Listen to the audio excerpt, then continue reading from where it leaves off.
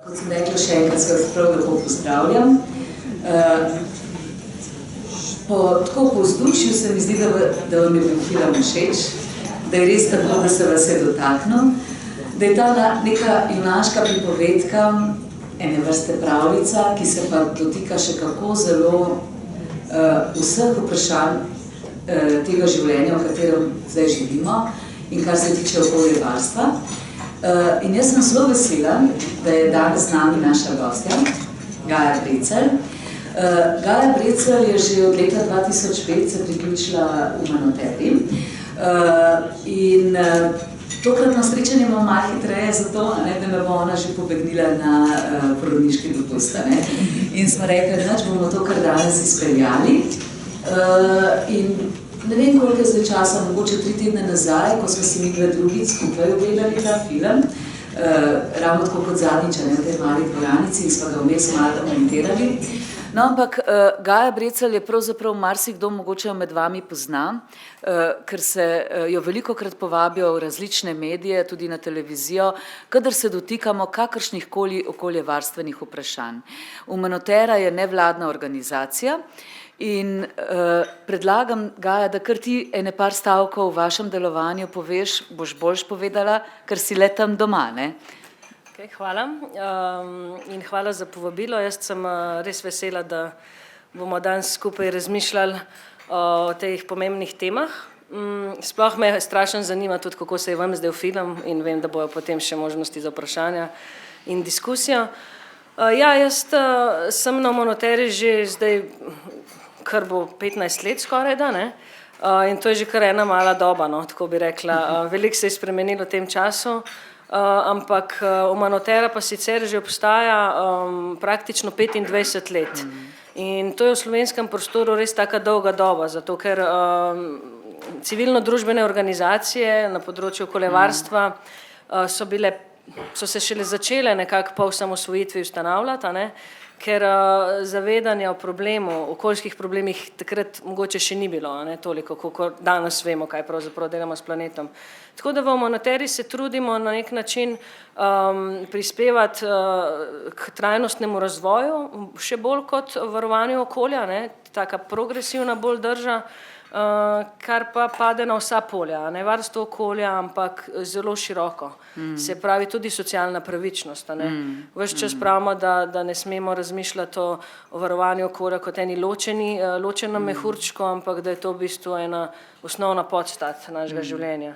Tako da delamo veliko na politikah, kar ni tako inspirativno, se nam pa zdi zelo pomembno, ker se nam zdi, da je treba stvari zapisati nekam, a ne, in jih potem tudi udejanjati. Veliko pa tudi z učitelji, z občinami, z mladimi, takole različni pogovori, skratka, se nekako gibamo v vseh porah družbe. No, meni se zdelo pomembno, da vemo zdaj, koga imamo med nami, kdo je naša gostja. Namreč tudi s tem namenom, tako kot si ti, Gaja, rekla, da v kateremkoli trenutku bi kdorkoli od vas želel kaj vprašati, ne samo dvigne roko in je lahko pri besedi. No, ampak zdaj seveda se to lepo poveže tudi s tem današnjim filmom. Namreč všeč mi je bilo zdaj to, kar si povedala, da ne gre samo za okoljevarstvo, gre nasploh za odnose med ljudmi, za družbeni položaj in o tem pravzaprav tudi govori ta film.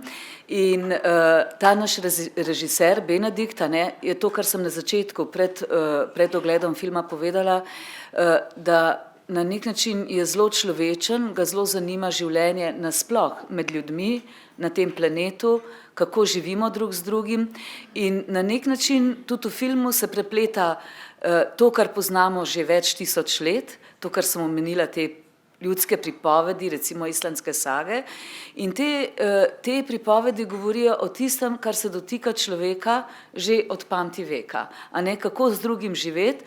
Res pa je, da zadnja desetletja se morda vedno bolj zavedamo, kaj to pomeni tudi, kako živimo, na kakšen način tudi za naš planet. No, in v tem filmu, zakaj sem rekla pripovedka, namreč cel kup dogajanja je tako o glasbe se bomo še dotaknila, ne, in te vzporedne pripovedi, je tako, da bi bilo skoraj kakor v neki pravljici.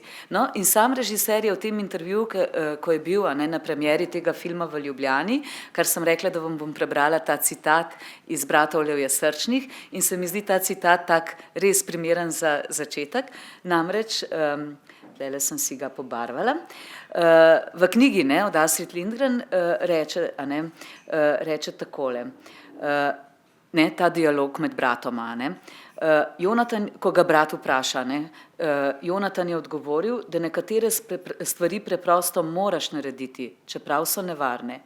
Pa zakaj, sem se čudil, ker sicer nisi pravi človek, ampak navaden drekec. No, in to se mi zdi, seveda to je namenjena, ne, literatura je za majčkene, vsi mi smo s Piko Nogavičko rasli, vsi mi Piko Nogavičko zelo, zelo dobro, a ne, poznamo. In sam režiser je ob tem filmu govoril, da si je predstavljal to glavno junakinjo, Halo, kot ene vrste sodobno Artemido, ki se bori za ta svet.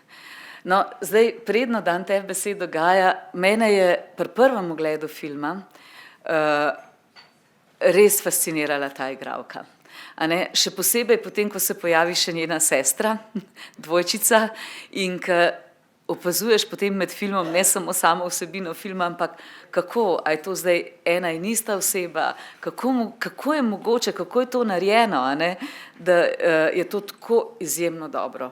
In še ta vitalnost te igralke, in zdaj, ko sem z Gajo drugič gledala film, kakšno moč, a ne, ima ta ženska pri teh svojih letih, kakšno vitalnost, to je ena stvar, in druga stvar, mogoče podobno kot pri prvem režiserjevem filmu, ki smo si ga lahko ogledali, je pa ta islandska pokrajina, ta prostranstva, ta lepota, te gejzeri, te prizori, recimo, ko se ona uleže na tla, ko jim malo zmanjka moči, pa se prepusti vonju timijana, lišajem. Mislim, res neka taka lepota. No, in mogoče tukaj, Gaja, tebe vprašam, kako si pa ti doživljala ta film, ne? Se pravi, te ženske same zase, aktivistke in vse te kombinacije. Ja, jaz sem si tudi film gledala dvakrat in vsakokrat ga malo drugače doživela. Se mi zdi, da se ves čas film poigrava s tem, kako po eni strani nam kaže ravno to, kar si zdaj omenila na koncu, skratka to lepoto, ne, vse te vire pravzaprav življenja, ki nam jih daje naš planet. Skratka, ves čas nam kaže to, zakaj se je vredno boriti. Potem pa en zelo, zelo konkreten v bistvu boj, a ne, ki je več kot samo boj proti slučajno eni tovarni. Boj je na vseh ravneh, ne, zelo močno ga vidim na simbolični ravni, o tem bomo verjetno še kaj kasneje, ampak ta njena moč, ki izhaja izključno iz njenih lastnih vrednot, preprosto narediti tisto, kar je prav, a ne, po njenem mnenju, in ves čas gledalca malo draži s tem, ne, ali je prav iti onkraj zakona, ali je prav ostati znotraj zakona, pa če vemo mogoče, da se ne da. Skratka, kaj sploh pomeni aktivizem, ne, v tem smislu, ali so torej samo tisti, ki se priklepajo, ne, na tovarne, na primer, ali kakšne obraze ima še lahko aktivizem. In te zelo, zelo resne teme v resnici obravnava skozi eno lahkotno komedijo po drugi strani. Ne. Film je lahkoten. In poln humorja, ne? Poln humorja. In ene krasne glasbe, in glasba je na nek način, kot da bi dopolnjevala oziroma govorila svojo zgodbo in odpirala recimo tudi poti, ki bi bile pa take blagodejne, ne? Poln upanja je pravzaprav ta film. Točno, in glede na to, sploh v današnjem času, ko imamo praktično dnevno v medijih podobo, ne, sveta, ki se nam obeta, če ne bomo spremenili, ne, našega življenja, se mi zdi, da je tudi fino ravno ta delček upanja, ker namreč daleč od tega, da ko začnemo živeti znotraj nekih omejitev okolja, da to pomeni, da gremo živeti v kameno dobo, ne, daleč od tega, ampak pravzaprav je življenje takrat boljše, lepše, bolj kakovostno in lahko, ne, ta prehod v trajnostno družbo dejansko vidimo kot upanje in ga moramo. In če se malo pošalim, en zelo pomemben v bistvu mislec na področju trajnostnega razvoja, je rekel, da, če parafraziram, da če ni zabavno, ni trajnostno. Kar je želel povedati, da pravzaprav so te medčloveški odnosi bistveni, ne? Ker mi si ne moramo predstavljati nekega sveta, ki je, ne vem, popolnoma robotski in bo vere sicer porabljal znotraj, ne, sposobnosti lastnih, če ne bo funkcionirala naša družba kot celota. A ne? In da pri vsem tem, pri vsej tej družbeni transformaciji, vendarle mora biti to prijetno, lahkotno, tudi zabavno, ne, ni kar od nekje rek, smeh je pol zdravja, skratka, to je vse, a ne, treba skupaj potegniti. Po drugi strani mi je pa zanimiv njen stavek, tam, kjer se sreča s tem domnevnim bratrancem, še bolj na začetku, v prvi tretjini filma, in ko Hala reče, jaz pa to, ko on ugotovi, da je ona ta ženska zgore, a ne, in ona reče, jaz pa to, kar počnem, verjamem z vsem srcem. A ne? In se mi zdi, da tukaj ta film govori pravzaprav skozi v teh, kaj kot posameznik, koliko prestopati meje, koliko se vključiti, koliko in to, kar si govorila zdaj o medčloveških odnosih, v resnici se situacija spremeni v tistem trenutku, a ne, ko bo možnost, da ona posveti to deklico iz Ukrajine. A ne. S tem, da seveda že predtem mi opazimo, a ne, v njenem stanovanju, no, vidimo tudi, a ne, vozi se s kolesom, je zborovodja, počne nekaj lepega, zadovoljna je v svojem poklicu, na steni visijo portreti Gandija, Nelsona Mandele, a ne, cel kup enih takih citatov je, ki jih lahko pravzaprav povežemo z namenom režiserja, kaj vključiti v to zgodbo. Ampak vendarle, zanima me, kako ti vidiš to, se pravi, ko se pogovarjamo o trajnostnem razvoju, se lahko kot posamezniki vedno sprašujemo, kaj lahko naredim jaz kot posamezni človek, in tudi v tistem konfliktu, ki ga imata sestri med sabo tam pri bazenu, a ne, ko ona reče, kaj ti meditiraš, a ne, si jogistka, pa ona reče, spreminjam vsak delček, ki ga spremenim znotraj same sebe, vpliva na ves svet, hkrati je pa ona pa aktivistka. No, mogoče malo v teh tukaj so ene take dileme, da nikoli ne veš, kako pristopiti k temu, kaj lahko kot posameznik ali pa posameznica narediš. Skratka. Ja, to je precej kompleksno, no, v resnici, ker zdaj kot posameznik lahko naredimo seveda ogromno, ker posamezniki sestavljamo družino, prijatelje, družbo, svet. A ne? Vedno smo, tudi ko smo v službi, smo obenem tudi posamezniki. Tako da nimamo samo ene identitete, ne, skozi ves čas vstopamo v različne dialoge, odnose in tukaj nastopamo vedno kot posamezniki v resnici. Ne. In mislim, da ravno to, če se izrazim kot aktivno državljanstvo, ne, je mogoče tisto ključno, na katerega bi rada opozorila, se pravi, da enostavno ne pristajamo na prakse, ki so škodljive. Enostavno se ne strinjamo s tistim, kar vemo, da ni prav. A ne.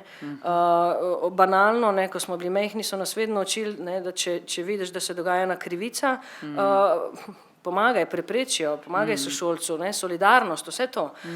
Tukaj pa govorimo pač na ravni tudi planeta, ne, solidarnost do drugih živih bitij in ne nazadnje pač do živega ustroja, ki pa nam omogoča življenje. Tako da tukaj je en kup stvari, ki jih lahko naredimo in tudi kličemo politike, a ne, k odgovornosti, da naredijo tisto, kar je prav. Bi pa zraven pa še drugo stvar, a ne, tukaj dala, da je pa zdaj zelo prevladujoče v družbi postalo to, da se vse nekako na posameznika zvali. Skratka, umika se država, podjetja nimajo nobenih odgovornosti in zdaj posameznik samo s pravilno odločitvijo, ne, lahko spremeni popolnoma tok zgodovine. Ne. Če pogledamo čist slovenski primer, a ne, kako lahko očitamo nekomu, ki se, ne vem, iz Nove Gorice pripelje z avtomobilom, da ni izbral pravega prevoza, če pa vendarle država smešno infrastrukturo železniško, ne, ponuja. Kar pomeni, da smo spet tam, a ne, da v resnici je pač sistem tisti, ki omogoča. A ne, tudi, na primer, pridemo v trgovino in zbiramo lahko med 15 različnimi misli, Potem pa tam nekje daleč spodaj mogoče najdemo tistega, ki je ekološko pridelan, slovenski, zdrav, lokalno ekonomijo podpira, ne, pa še z lupo ga moramo najdeti. In to je ta v bistvu hinavščina o tem, ne, da pravzaprav ves čas nas bombardirajo z oglasi, kupujte, potrošno robo, nekakovostno, ki izkoriščajo ljudi in okolje, potem pa reče, ampak ne, kot posamezniki se pa tisti, ki se morate pravilno odločiti in zaradi vas pravzaprav imamo takšen svet. A ne, in mislim, da je to v bistvu treba zelo preopraševati. Zato izpostavljamo aktivno državljanstvo, zato je pravilno, ne, zrihtajte nam vlak iz Nove Gorice, ne pa me siltiti z vlakom, ki ga ni. No, to se je meni, to, kar sem vam na začetku povedala, se mi je zdaj res zabavno, ker sem ta intervju poslušala z režiserjem, ne, na premieri tega filma in je on rekel, čakamo na take politike, ki bodo rekala, ne, ja, se bomo živeli v redu, bomo imeli vsega malo manj, ne, pa bomo vsi vzklikali, ja, to je dobro, malo manj bomo okrog hodili, malo več bomo gledali, malo več bomo brali, malo več bomo gledali filme, a ne, malo manj bomo imeli vseh teh dobrin, mogoče ne bomo jedli vsak dan, vsega bomo jedli samo enkrat na teden, ne, na ta način, ne, ampak čakamo take politike. Ne? Ja, politiki se pa tudi odzivajo na ljudi, ne, se so odvisni vendarle od mandatov. Ampak politiki se pa tudi zelo odzivajo na v bistvu resnične centre moči, pa ne govorim o kakšnih teorijah zarote, ampak govorim resnico o tistih velikih, naprimer, podjetjih, multinacionalkah, ki so danes lahko že močnejše od celotnih držav, a ne? In ki so si pač v zadnjih letih, desetletjih vendarle uspele tudi v zakonodaji, a ne, toliko prostora priboriti, da v bistvu zdaj pride do tega, da če, ne vem, to so zdaj že resnični primeri, ne, to ni zdaj fikcija. Naprimer v Egiptu zvišajo minimalno plačo, ki je že tako in tako res zelo, zelo nizka in potem podjetje toži državo, ker so manjše dobičke, ne? Mislim, ker imajo manjše dobičke zaradi tega. Podjetje se pa ukvarja s prevozniki, to je Veolia, se verjetno poznate, ker so tudi pri nas, ampak kaj hočem povedati, ne? Nemčija se odloči, da bo jedrsko elektrarne ukinjala, dobi tožbo švedskega podjetja, ki pač ima tam interesa, ne? Samo zato, ker so neke potencialne dobičke in tukaj je seveda ogromno denarja se vrti, ne, ki je pač in moči, ki je zrastel na izkoriščanju prav fosilnih goriv, se pravi nafta, plin, premog, kar je pa tisto, kar nas je pripeljalo v bistvu, to dobrobit, ki jo imamo danes. To v bistvu poganja, ne, naš življenjski slog. Tako da tukaj je ena taka zanka, ampak jaz vedno pravim, da na koncu dneva so politiki tisti, ki postavljajo pravila. In zato moramo res usmeriti se na njih. Kar pa ne pomeni, da ne izbiramo pravih odločitev, a ne. To, kar je bilo omenjeno enkrat na teden meso, jaz verjamem, da veliko od vas v mladosti je imela enkrat na teden meso na mizi. Večina. To je bilo nekaj normalnega. In zdaj to sploh ni več samo stvar okolja, ne. Vemo, da je to zelo neprijazen način pridelave hrane in podnebnih sprememb, ampak tudi zdravja ne nazadnje, ne. Nove prehranske smernice so zelo jasne in pravijo, da v Sloveniji pojemo 5 do 6-krat preveč mesa. Skratka, to je v bistvu boljše za nas. Ves čas poudarjam, da je to boljše, ne pa, da se nečemu odrekamo. In mogoče ni fino, da govorimo, bomo imeli vsega manj. Ne. Precej več časa bomo imeli za druženje s prijatelji, iti v naravo. To je tudi on rekel, več se bomo ljubili, več se bomo družili. Točno, ne? No, in mogoče, če se vrneva nazaj k filmu, a ne, zdaj, ta film je res, dotakne se zelo veliko področja, ne, tudi recimo s tem, ko opazujemo, kaj se dogaja pri poročilih, s tem likom njenega kolega, ki sodelujeta, ne, ki je zaposlen na ministrstvu, pa pravzaprav vidimo, da je ves prestrašen in kljub temu, da je na nekem dokaj pomembnem položaju, nima popolnoma nobene moči, a ne. Samo to, da je še bolj prestrašen, ker mogoče več stvari ve, hkrati je pa dober informator zanjo, a ne.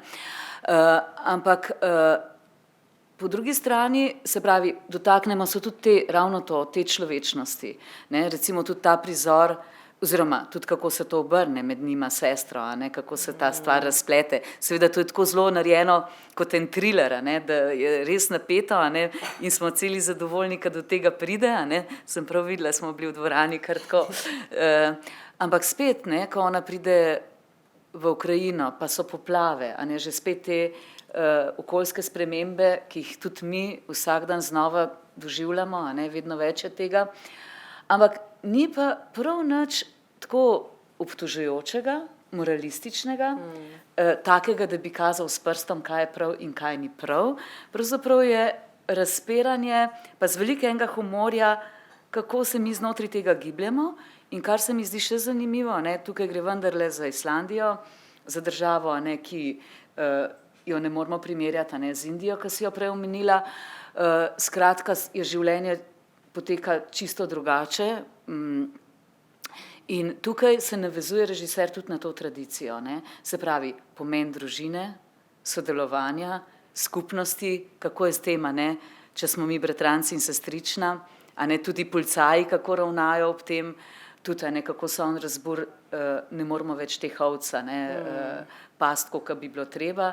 Skratka, na nek način, ne da bi bilo zdaj tako, poglej, tako in tako in tako je prav, se pa dotakne vseh pomembnih področji, ki si jih ti že naštela, ne.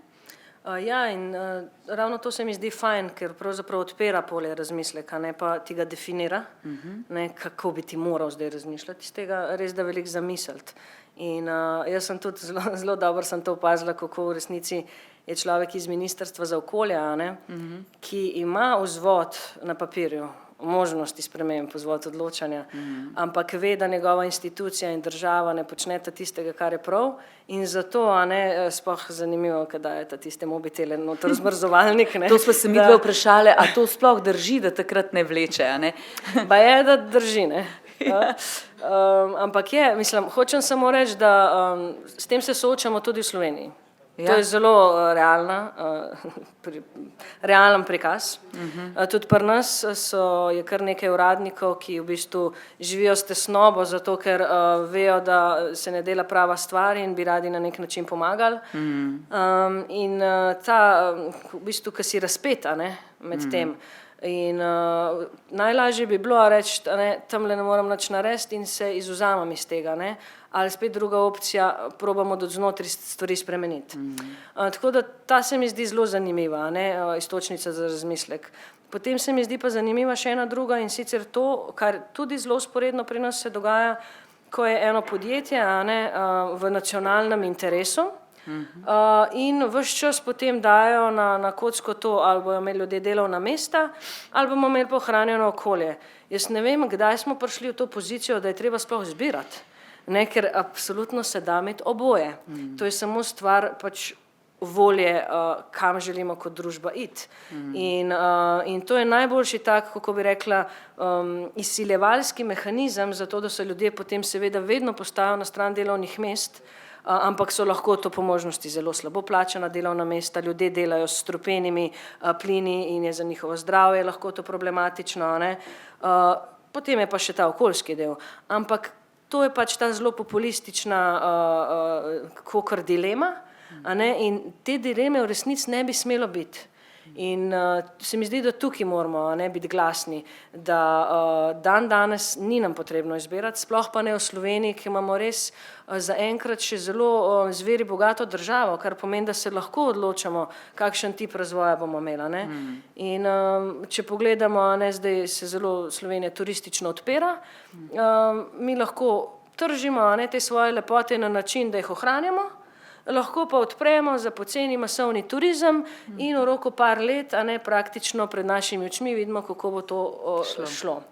Tako da to je v bistvu, imamo tak unikum, a ne, na tem delčku, na katerem smo se slučajno rodili, ne, imamo to srečo in po drugi strani smo pa del globalnega sveta, ne, nismo nek izoliran otok in tukaj je treba pač vedno to relacijo, ne, da vendarle je treba povedati, da naš življenjski slog, to govorim kot država, ljudje, na kakšen način delujemo, trošimo, je kar 5-krat presega nosilno sposobnost, ne, podnebnega sistema, 5-krat.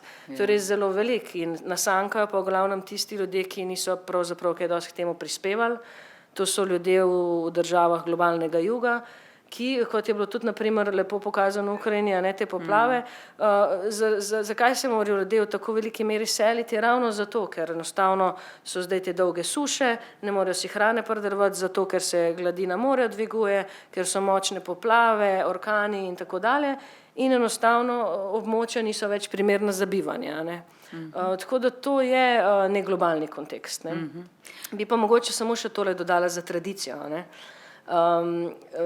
Tradicija ima spet dva obraza, bi jih videla, oziroma vsaj kako se jih mogoče uporablja v zadnjem času. Tudi pravi se, a ne, da Slovenci smo tradicionalni mesojedi. Ne, da smo od nekdaj smo jedli 5-krat na teden meso. A ne. Prej ste mi vsi prikimali praktično, ko sem rekla, da se je tudi včasih bil meso 1-krat na teden na krožniku, a ne, če. Skratka, od kje si vzameš zdaj to tradicijo, ne? Od kdaj je zdaj ta tradicija? In katera je res tista tradicija, ki je v današnjem svetu smiselna, ker današnji svet se je vendarle spremenil, a ne? In kaj se lahko naučimo iz preteklosti, kaj so pa tiste stvari, ki jih je pa potrebno vendarle nadgraditi?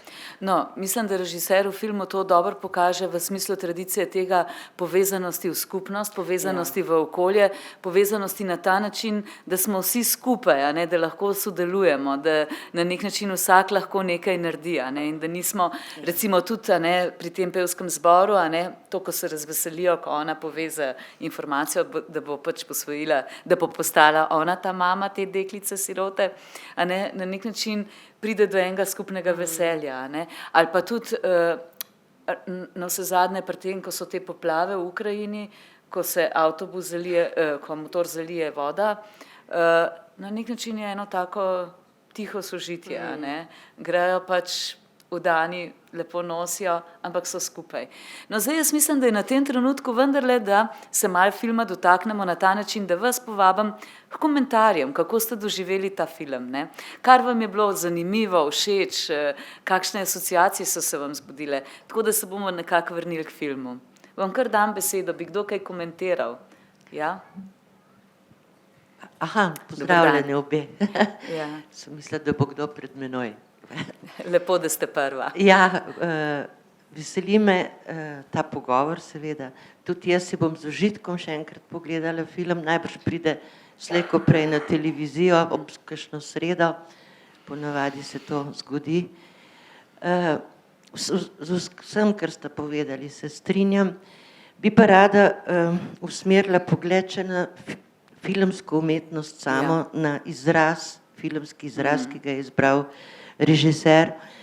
Upam, da se bom vsega spomnila, ker sva že s prijateljico nekaj o tem govorile, ampak vsi, ki si predstavljamo najprej, ni čudno, da se je pojavila Greta gor na severu. To sem še imela, a ne, v žepu. Druga točka. Lepo, da ste omenila. Res je, politiki poslušajo Greto, ukrenejo nič. OZN ne more nič. Guterres je povsem nemočen, ker države, nacionalne države, o ničemer več ne odločajo, pa tudi, če se povezujejo v Evropsko skupnost. Odloča kapital oziroma multinacionalke, to vsi vemo, a ne. Nekoč smo mi, grdi Evropejci, izvažali svoje smeti in nevarne odpadke v Kitajsko, zdaj ste videli, Kitajci na Islandiji delajo obratno, ne. In tudi pri nas so že, da se ne bi kdo varal, da smo mi izločeni iz tega. Toliko vsebini filma. Druga stvar je pa ta način, kako je film posnet, kako je narejen, odlično izbran način, čeprav ni pogost, ne, v filmski umetnosti je takih filmov, ni jih veliko, temu nekako površno lahko rečemo magični realizem, ampak recimo prvi, ki je s tem načinom zaslovel, je bil bosanski oziroma zdaj srbski režiser Kusturica in je, ker je bil tako inovativen v tem pogledu, je pobral nagrade in v Benetkah in v Cannesu in tako, in mu je šla kariera strmo navzgor. Ampak to, takega načina ne prenese vsak film in bi bilo zelo hudo, če bi se magični realizem v filmu preveč pojavljal. K sreči se ne je pa tukaj imenitno predstavljena, ne, tudi ker ste nas že vi prej opozorila na glasbo, sem bila še bolj pozorna, ne. Na koncu, če se spomnite, ko ona odhaja proti letališču, je slutna slabega, se pojavi samo bobnar, ne. Ja. Potem so pa spet vsi in tako naprej. Ker obmolčijo. Ja, Te in da pevke se ti obmolčijo. v istem zamiku, torej kadru oziroma sekvenci pojavijo in realna zgodba in ta višja domišljijska, magična, ne. In nad tem sem bila pa sploh navdušena. Ja, to, kar ste rekla, ne, to je ta Ja. vzporednost glasbe, se vas sliši, veste, A, se čisto me lepo se sliši, vas sliši. ja. Glasbe in te zgodbe Samo in še tukaj je nekaj. to res zanimivo. Seveda režiser je imel tukaj tokrat še ko-scenarista, ampak že pri samem scenariju, se pravi, kako gre to vzporedno, da ne rečemo, kakšna je kamera, kakšna je montaža. Povejte še to, kar ste vi še opazila. Ja, no, kot ste videli, vsi imamo Islandijo v teh krasnih turističnih podobah v glavi. V tem filmu niti enkrat ni teh čudovitih posnetkov Islandije, ne. Zemlja je rjava, prazna, s kamni in ta ženska, glavna oseba, se najmanj 3-krat vrže na tla, ona ljubi to zemljo. Ta kamen, te malprsti, niti enega drevesa, ti prizori so res močni, ne. Kar zadeva glasbo, pa ne bom zdaj, da ne bom edin jaz govorila, bi vas rada samo še na eno stvar opozorila. Jaz sem imela to srečo, da sem že videla zmagovalni film v Portorožu, ki je pobral 11 vesen, zgodbe iz Kostanjevih gozdov. Pride v Ljubljano na festival, na Life in 100% sem, da ga bomo mi tukaj še enkrat gledali. Fino. Ampak ta film je narejen na podoben način. Je zelo skromna zgodba, je fantastična fotografija in neverjetna glasba, ki jo zanimivo, da pa končam s tem, izvaja Hekla Magnúsdóttir na nekem inštrumentu, tereminu, skratka islandska umetnica, ki jo je našel režiser, tako je povedal v Portorožu, preko interneta, ker mu je bila ta muzika všeč, ki je prišla sem in naredila glasbo za ta njegov film, ki je sicer koprodukcija, na osnovi ljudskih motivov iz Benečije, kjer je film pozicioniran. Krasno. Fantastično. Krasno. Torej, Gospa, vas jaz lahko samo vprašam še za ime, da vas bom jaz počasi malo spoznala, tako da si bom, kako vam je ime, samo ime, če mi, kako? Irena. A, tako kot jaz, to si pa ne bo težko zapomniti. Lahko, ja, fino. Kdo bi še kaj dodal o filmu? Ja, potem pa mogoče, gospa, se mi je zdelo fino, a ne, da je omenila Greto in vse to dogajanje mladih, ki zdaj pravzaprav vedno bolj na glas govorijo. Pustimo to, koliko se jih sliši, pa vendarle me zanima, kaj ti praviš o tem, Gaja, kaj to zdaj pomeni, recimo, je kakšna možnost, da se bo ta glas bolj slišal? Jaz mislim, da že dolgo ni bilo tako slišanega akterja na tem polju, kot so zdaj mladi. Praktično ni ga človeka, ki ne bi slišal za to, da nekje mladi nekaj sporočajo. Ali pa da ne bi slišal za Greto. Ja, to pa. In tudi pri nas, mladi za podnebno pravičnost in vse, kar se je okrog njih zgradil. Fantastično je videti, ko se generacija, ki jo bo pravzaprav to še najbolj zadevala, kar danes počnemo in kar smo počeli v preteklosti, pravzaprav postavlja na svoje noge in glasno sporoča. Tako da jaz mislim, da slišani so zelo. Je pa zelo res, kar je bilo rečeno, kje so pa zdaj ukrepi, kje so pa zdaj spremembe. In zato se mi zdi, da ko govorimo o aktivizmu, ni samo ena linija tista, ki je prava, ampak je cel spekter. In tukaj so mladi zavzeli eno zelo pomembno polje, In imajo vso legitimno pravico, da pravzaprav pravijo, ne, vzeli ste nam prihodnost. Ne, mi nismo niti še mogli odločati o tem, kaj se je zgodilo, ko jo imamo pravzaprav že zabetonirano, če ne bomo ukrepali zdaj. In v resnici govorijo samo to, kar pravi znanost. Ne, to ni neka, ne vem, kaj si oni želijo, pa kaj oni mislijo, da bi bilo treba narediti, ampak je znanost tukaj zelo jasna in znanost pač veleva, kaj bi bilo potrebno narediti, da bomo imeli še kakor toliko dostojno prihodnost. In mislim, da je zdaj s tem zadnjim štrajkom, ki je bil prejšnji teden oziroma pač 27.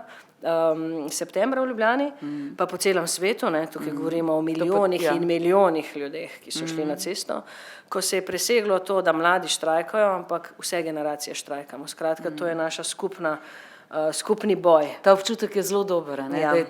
Da je tega veliko, da nas je veliko in da imaš občutek, da se zdaj to nekako sliši, da se lahko pridružiš. Ne mislim samo fizično pridružiš, da si tam, ampak z vsem svojim namenom in bivanjem in z vsem tem, kar bi rad pač počel. Ne? Na zelo različne načine. Ne? Pač potem protest je spet samo še ena naslednja oblika. Nekdo pa piše, kaj pa s tem, aktivistično poezijo, nekdo pa tudi koncev se ukvarja s psihoterapijo. Če pogledamo zdaj ta film, ki je res, sem prav hvaležna gospe Ireni, ima res izjemno umetniško moč, tako je večplasten, tako je domiselen in tako se nas močno dotakne in tako nam da nek poriv, ali pa tudi ravno zato, ker je to enega veselja in upanja v njem in nekako gre do stvari v pravo smer, se mi zdi, da je to način, kako mogoče, da se nam svita neki boljšega, da se bo vendarle začelo premikati v boljše področje. Bi kdo morda še kaj vprašal Gajo? Ali pa karkoli še komentiral? Je kaj, Gaja, tazga, kako bi midve zdaj zaključile ta pogovor? Pardon, nisem videla, se opravičujem. Dober dan. Jaz glasno govorim tudi fino. mikrofon. Ne, kar fino, da imate mikrofon. A veste kaj? Film je krasen za danes in za jutri in za pojutrišnjim pa še bolj, ne? V vseh pogledih, vsi elementi se mi je zdelo, da je res popoln od tega, da je ona nosila prekrasno volneno naravno jopico. No, vse ste že komentirali. Ampak ena stvar ti pa da vseeno misel. Čeprav je bila velika bojevnica vseh priznanj vredna, pa vendar je tudi ona živela sodobno tehnologijo. Ko je prišla v svojo hišo, si je prižgala luč. Tudi v kleti si je prižgala luč. In imela je mobilni telefon. Skratka, je tu res individualni upor, s tem pa, da koristiš. In to me je malo spomnilo tiste čase, ko je bil prvi pobudnik Al Gore v Ameriki in seveda veliko govoril in veliko nas razsvetljeval, ampak živel je pa v strašnem izobilju in izkoriščanju vsega, kar je sodobno in najboljše. Jaz sem vam prav hvaležna, da ste vi zdaj to omenila. To mi je pa dalo vsekrat misliti, da smo pa le del tega sveta, ki nam ponuja tudi vsa ta udobja in da ta čist individualni upor, recimo proti elektriko, ona je tudi koristila, vsi jo koristimo, da je pa malo za razmisliti. Ja, to se mi zdi res fajn. To bom dala takoj tebi besedo, Gaja, boš ti to povedala, ker to se mi zdi zelo pomembno, namreč nič nismo omenili vse te sodobne tehnike in to, kar ste vi rekla s tem obdobjem in to obdobje nam je domače in ga potrebujemo, Bog ne daj, da bi živeli brez elektrike, ampak ta boj tudi proti dronom, tega se sploh nisva dotaknile, pa vendar, mislim, da lahko združiš to na komentar ob tem, res fino, da ste to omenila, kaj je zdaj s tem individualnim in s tem svetom ugodja, v katerem ga vsi koristimo in ne moremo brez njega. Ja, mogoče tudi, kje si postavimo mejo, kaj je udobje, kaj je pretirano udobje, kaj je ekscesno udobje in kaj je nujno udobje, Zdaj jaz mislim, da Jasno, mislim, da bi mogli vsi na svetu imeti možnost, da imamo pač nek vir toplote, če živimo v območju, ki je mrzlo, kako bi rekla, neko zatočišče, ali je to dom, ne govorimo o vilah, daleč od tega. Ampak skratka, da v bistvu bi si mogli prizadevati, da imamo vsi to. Ne pa, da rečemo, pravzaprav, da se moramo odpovedati gretju in elektriki, če ne, nismo pravi aktivisti. Moramo pa poudariti, da naš planet z zmernim načinom življenja vseh ljudi zlahka prenese to. Problem so te ekscesi in tukaj vidimo ekscese, ko rečemo, da neenakost narašča zelo močno, na svetu, s tem pride tudi neenakost v smislu porabe virov, proizvodnje emisij toplogrednih plinov in tako dalje. In ko rečemo, ali uporabljamo mobilni telefon, je seveda ga uporabljamo. Zdaj pa kakšnega, kolikokrat ga zamenjamo, kaj naredimo s starim, vse to so tiste vprašanja. Podobno z avtomobili, podobno z računalniki, z vsemi temi rečmi. In zato tukaj pač, ko govorimo o zmernosti, jaz mislim tisto, kako bi rekli, zmernost po zdravi pameti, oziroma kot smo jo od nekdaj poznali, stvar kupiš kakovostno, da čim dlje drži, po čim bolj pravičnih načinih proizvedeno in jo imaš do konca, potem jo pa še probaš popraviti in tako naprej. Skratka, če si vzamemo to, za neko osnovno obdobje, naš planet prenese, če smo vsi na ta način. Zdaj, ta neenakost mene zelo fascinira in tudi tukaj je zelo dobro izpostavljeno to, kako se v bistvu podjetje postavi takoj v pozicijo moči in začne groziti s tožbo, ki je seveda noben posameznik nikoli ne more zmagati, ker tukaj je ta pozicija moči čist neenakopravna. To se tudi pri nas dogaja. In tukaj pač vsa ta tehnologija je lahko uporabljena v dobro ali v slabo. Sej, ko govorimo o jedrski, je tudi Einstein vedno govoril, pač jaz sem zdaj to izumil, ali kako ne rečem, zdaj pa kako je uporabljeno. In tehnologija nam tukaj lahko omogoča tudi zelo bolj okoljsko sprejemljiv življenjski slog. Recimo, da že vnaprej, da ne kurimo, cel vikend hiše, da nam bo toplo, ko pridemo nazaj, ampak s pritiskom na gumb na svojem mobilnem telefonu to naredimo 1 uro prej, in prišparamo. Skratka, pa veliko je takih pametnih rešitev in tako da mislim, da je treba to pomagati. Zelo olajšajo. In jaz mislim, da je to en tak trenutek, ko lahko z enim upanjem zaključiva ta pogovor, česar nam je ta film res veliko dal. Mi je bilo všeč, kaj je rekla gospa, to je film tudi za jutri. Je pa res, da so to teme, ki so take, da moramo o njih razmišljati in na nek način govoriti in ravnati v skladu s temi temami vsak dan.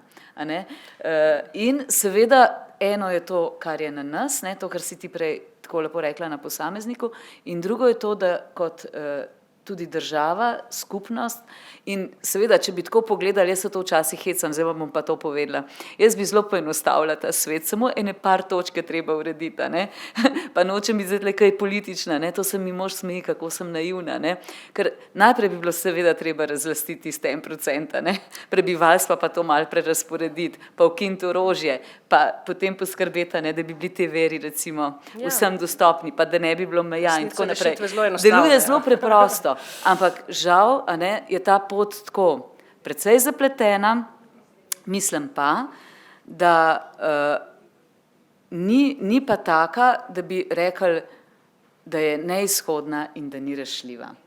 Ja, mogoče bi jaz še celo dodala, da mogoče probimo si svojo voljo in misel pravzaprav naštelati na to, da ni zapletena, ker vidimo, da če je nekje neka volja, da se stvari zelo hitro spremenijo, in da se da, kar pomeni, da rešitve so na dlani, enostavne so in dajmo jih implementirati. Tako da v tem smislu ne smemo pristajati, da je to nemogoče, da je težko, ne, je mogoče in da se, če je volja odzadaj. Mislim, da je to čudovit zaključek.